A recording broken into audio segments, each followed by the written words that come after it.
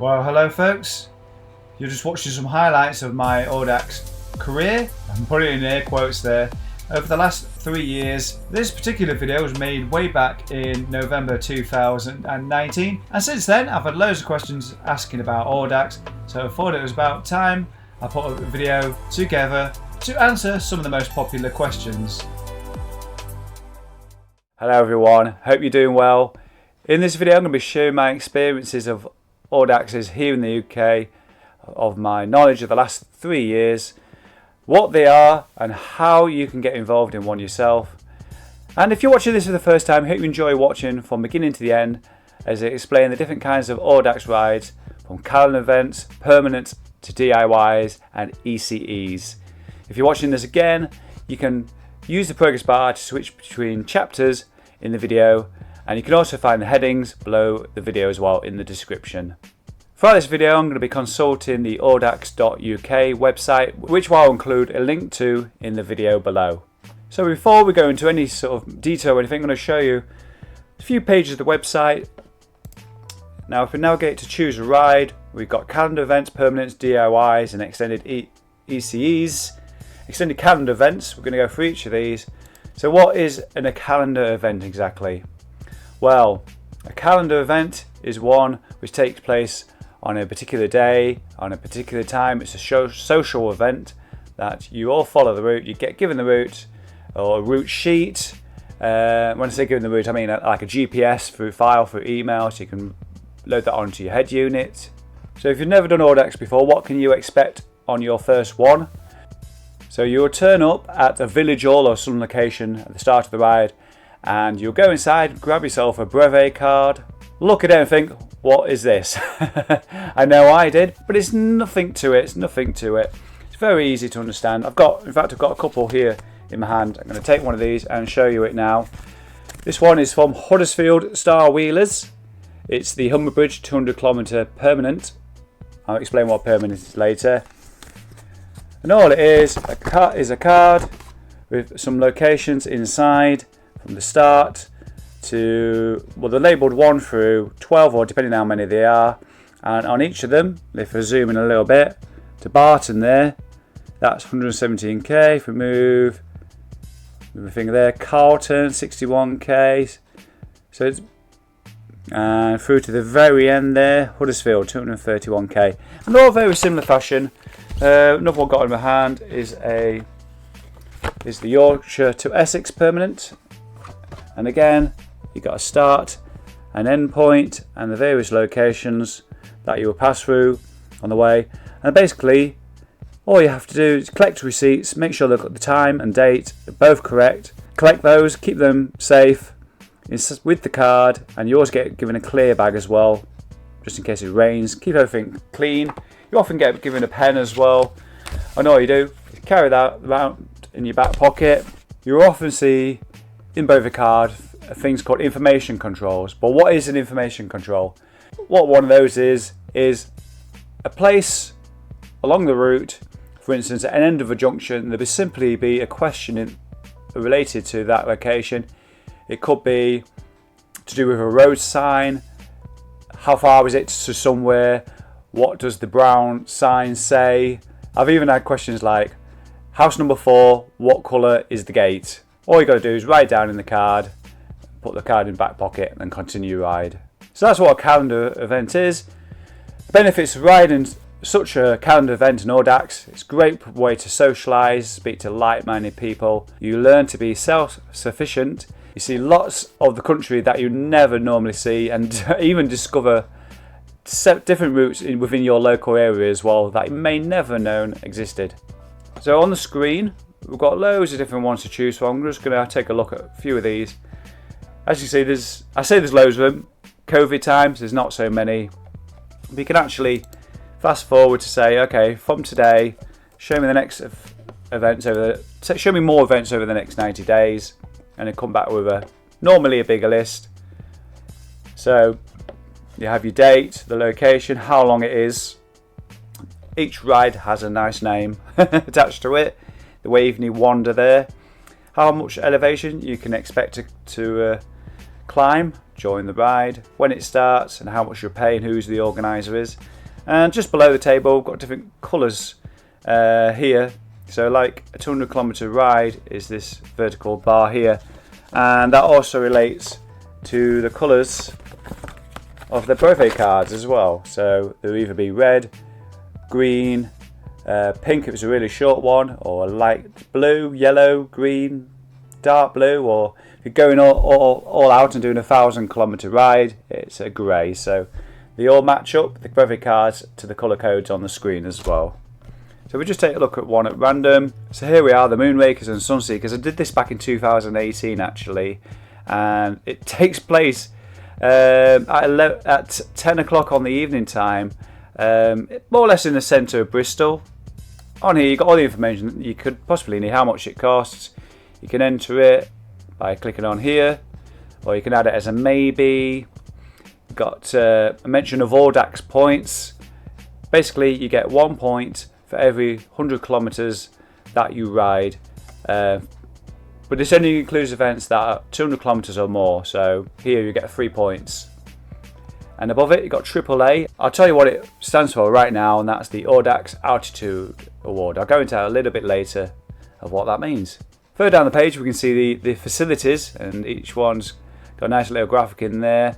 Food and drink may be available en route. The GPS files are available from the organiser, and apparently there's a youth hostel at or near the start, and a map of the start location as well just below it. And Will Pomeroy, who's the organiser of this particular event, he's put a nice route image in there as well, so you can see the sort of length and the terrain that you'll be covering for this particular event, and the elevation just below it as well.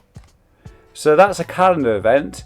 Once again, it's an event which takes place at a certain time, certain date, along a set route, start location. You've got the control points along the way, and you may have the information controls as well, which are simply questions as a proof of passage that you've gone through a place, and it's dead easy, straightforward.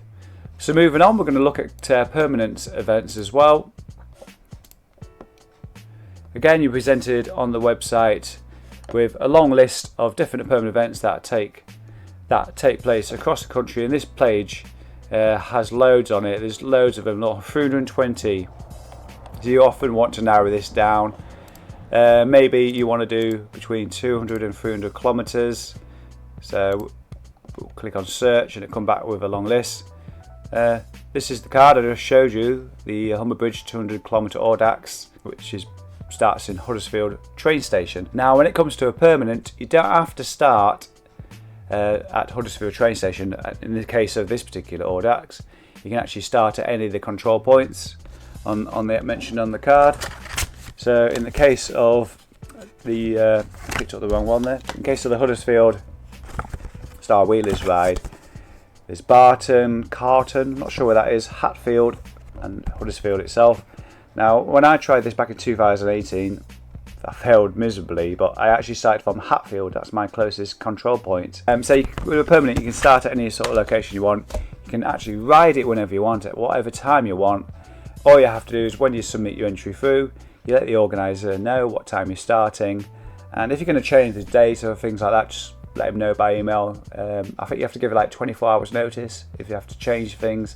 Apart from that, the ride is pretty much the same. You don't have information controls. That is perhaps the only difference. I think you may get a little bit longer to ride it as well. Not entirely sure on that one. So a bit of a disclaimer there. I've been with Audax for three years now. I don't know all the ins and outs, but if you consult the website audax.uk, you will find the answer, I'm pretty sure. Of course, don't forget you can ask some questions below in the comments, and there'll be somebody who knows the answer as well, so don't be afraid to ask. Okay, coming back to the website, we're going to look at the classifications page as well, because on here, if you scroll down a little bit to the Brevet de Randonneurs Mondiaux, probably pronouncing that wrong, the BRM, it shows here the distances and how long, or rather the time limits that you have to complete those. So a typical 200 kilometers has to be completed in 13.5 hours. And now I think this is based on a reasonable amount of elevation. If you do more climbing on some of the events and the permanents, things like that, I'm sure you get a little bit extra time. There is a calculation that the organisers use to calculate that extra time, but I'm not even gonna go anywhere near that. So there we go. If you're going to do a 300-kilometre ride, we got 20 hours, 400, 27 hours, and then if you go and do your 600-kilometre ride, you get an extra 13 hours to complete it in. And below there it mentions a maximum speed limit of 30 kilometres. All I will say is, when it comes to the brevet card and reaching the control points, you have the control points open at a set time and close at a set time, and they are based on the early time is based on 30 kilometres, and the closing time is based on 15. So what that means is you can potentially reach control point before it opens, and of course reach it too late. And too late means you're going to be chasing up some time. But if you arrive too early, you need to sit it out, I'm afraid, and wait around for receipts. That has not yet happened to me. I've been within 10 minutes of the opening time, but yeah, I think there was a tailwind that day. Now I wanted to explain what AAA points are, so we're going to head over to the glossary page. Scroll down to where it is. So the AAA stands for the Audax Altitude Award. It says here, points are allocated at a rate of 1 point for every 1,000 metres of climbing, rounded to the nearest quarter point. So for example, an event with 2,124 metres of climbing is worth 2 AA points, but if you do an extra metre, you'll get 2.225 AAA points. And this A rating is listed on both calendar and permanent events. There's also a complete series of AAA awards as well. So on this page we'll actually find out quite a bit of information actually. Controls, and a bit of an explanation of what information control is.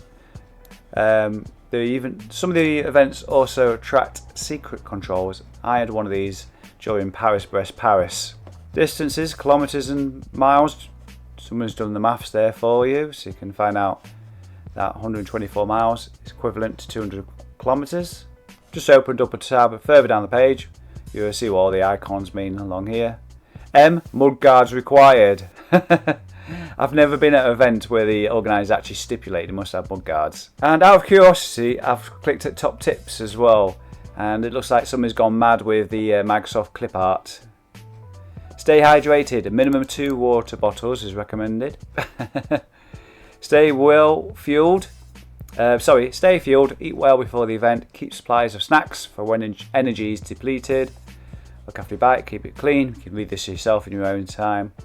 Let's have a look. Watch your speed. Maintain the event average without exertion. Yes, sir. Don't rely on mobile phones always working. Keep emergency phone numbers written down should they be needed. I also have emergency phone numbers on the home screen as well to my mum and dad. So if somebody ever finds my phone, they would know who to call in emergency. And finally, a few stretches after the ride will always help muscles recover. I always forget to do stretches. Okay, so I'm going to use this next part of the video to talk about DIYs, and in particular what are called mandatory DIYs, because there's another variation called advisory, but I'm not going to talk about those because I don't really know anything about them. I've always done mandatory DIYs. So what is a mandatory DIY? Basically what it is, you go ahead and use a piece of software to design the route in advance. You have to do this on a computer because you'll need to send it to the organiser. And as you're designing the route, you need to factor in some control points, not necessarily rest stops, but places along the route that you're going to pass through. You need to save that, and you're going to submit that to the event and organiser at a later date and let them know when you're hoping to ride this. Before you can do that, you need to buy what's called a virtual brevet card, like it says here. Hopefully you would have already decided how far you want to ride. You need to plan your routes, define your controls, what it says here. And like I say, you complete an entry form and send it to the organiser. You'll get an acknowledgement by email, and you just got to let the organiser know when you're going to be setting off. Again, You might want to change the date, just let them know, that it shouldn't be a problem. So after the ride's finished, it says here, you need to upload a track log. And all the track log will be is, for me, I just log into Strava, go to the activity, click the export GPX button along the top. It will save it to your computer. Then I need to right click that and compress it into a zip so it's small, and then you can upload it via a link you will receive in the original email at step 5 here. And all you do is send that away. I think you have to set the date and perhaps put a few notes in there if there's anything pertinent to the ride, and click submit, and that's it, job done. In fact, there's loads of information on here. They even include a troubleshooting guide as well, should you need it. I'd say there's lots of various information here as well. I'm going to gloss over lots of it, but this bit I'm just going to mention here. It says, please remember to charge your GPS batteries before you set off, or take some spare batteries or a power pack if you're planning to charge it up on an event typically above 200 kilometers. That's what I find. That's when I ride above 200 kilometers, I then need to start bringing a power pack. Second point here is understand the limitations of your device. So on some long events, your head unit may be prone to a crash. I have had my Wahoo Element crash on a few events, typically when I start to go above 300 kilometers. Now the Wahoo always manages to recover, but you can be standing around for like 10 minutes while it does so you just need to be aware of that. Eva recommends taking a spare GPS unit with you. If you've got no spare, hopefully you've got a tracker app on your mobile phone, Ride with GPS, Strava, Komoot, things like that. So that's the first 3 kinds of events. There is also what are called extended calendar events as well. I'll explain what an extended calendar event is. Basically, all it is if you want to cycle to the event instead of driving in your car, you could actually top it up from say 200 to 300 by riding 50 kilometers each way and then submitting that online through the website, and you actually get 3 points instead of 2. That's all an extended calendar event is. Now the clock is always ticking, so if you're doing a 200 kilometer event, you can't hang around at the end. You need to finish that final 50 kilometers, and for 300 that would mean finishing the entire thing in 20 hours. So yeah, just remember the clock is always ticking, whether you're doing a permanent calendar event, a DIY or an ECE. So what about route planning? What is there anything special you need to do? We're going to cover this. I'm going to cover it quite briefly. I've brought up the Audax Club Bristol page here on Ride with GPS. They've luckily got a route library, and I've filtered the list by 2020. I'm just going to click this one in here, and what we'll see is a route from Bristol to York. So we're just going to take a quick look at that. We need to get a receipt from the NatWest Bank. I'm going to ride through Gloucester, Tewkesbury to this place here. Get to grab another receipt at the Bell House Cafe, or Wales mentioned you get a receipt from elsewhere at a shop. And you cycle, keep going. He's got down a. Let's just hide under the icon there. It's a control point. He's mentioned there's a Waitrose there, a cash point, and there's even a place that you can eat there as well. And again, a possible food and drink stop. He's just gone to the effort of marking on the map. So basically, you use these icons. This is how it's been done in Ride with GPS. Maybe you use Komoot. You can put notes on the map as well. Strava, you can't do that, unfortunately, which is why recently I've subscribed to Ride with GPS. Not only for these icons, but I would like to see turn-by-turn directions on my Wahoo from now on. Up to now, I've been using like Strava for the last 3 years. Anyway, so there's along this route, there's various control points and information.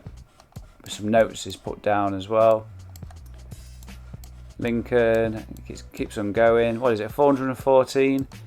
There's glue services at just outside Gull. There's a McDonald's there. There's actually lots at that station. I think there's a Subway, possibly Burger King, and that's where the route ends in York at the top, where you have to control at Wetherspoons. That's nice, a pub's finish. So I hope that explains a little bit more about Audaxes and the different flavours that you can ride, from calendar events to permanents, DIYs and extended calendar events. Now when you do become a member of Audax, which I hope you will in the future, you have a login area on the website and it will show you your upcoming calendar events. As you see, nothing in mind whatsoever, for obvious reasons. And further down below, it will show you your completed events for this season. The 2020 season ends in 4 days' time, so this will be blank as well, very, very soon. But we can see here all the different events. So at the very beginning of the season, I attended the Three Abbeys from Wigginton, which is near York. That was a 100-kilometre ride. That was the elevation. And more recently, I was cycled down to Brighton. I put that down as a DIY, and I got 4 points for that. And last week or the week before, I cycled down to Cambridge, and I did a 300-kilometre DIY getting there as well, bit of meander down to Cambridge. Maybe you saw that video on my channel not so long ago when I slept in a bus shelter, and got 3 points for that. Yay! So as you can see on these different events that take place here, like Eureka, there's actually a button, Riders. Now whoa, it's completely different. This is the old website you landed on, and this is great for actually looking at my previous results. So you can go to 2019 points table, is that the one? We can actually see who got the most points throughout the 2019 season. There's me with 107. I did actually want to see this for a reason, and that was to click through and see my 2019 season. As you see, it's a bit of a web to get to reach all parts of the website, but as you can see, did an awful lot in 2019, and you can see the points here for the various events, as well as the AAA points as well. Gives you a nice breakdown at the top. You can see I did 43 events, the 1200, which is PPP, the qualifier, the 500 as well I did, which would have been a summer solstice ride, I think, and over 31 200-kilometre rides in the 2019 season. So you get access to all this great stuff when you become a member of Audax UK. So there it is, Audax UK, a fantastic organisation if you want to get into long distance cycling. For me, it's also been a catalyst getting on doing other things like the Transcontinental Race, All Points North, lots of long distance stuff in the future as well. Brest Paris, there's London, Edinburgh, London, which takes place is it for 3 or 4 years? The next one is actually in 2022. Found out today it had been postponed another year. So there's just a few examples of long distance cycling that take place here in the UK. Gonna wrap this video up now. Hope this proved useful to somebody out there. I'm not the best presenter when it comes to these sort of things, so I hope I've given you a bit of a taste and a bit of a feel for Audax, and summarised it, picked up a few key points. I'm bound to have missed some things. I didn't want to get too bogged down in the nitty gritty, but if you do have questions, all you have to do is answer them below. Head over to the website Audax UK. You'll find a link in the description below the video as well. There's loads of FAQs on there and lots more information. So I'm going to leave it there. For me, take care. I shall see you in the next video. Happy cycling. Bye bye.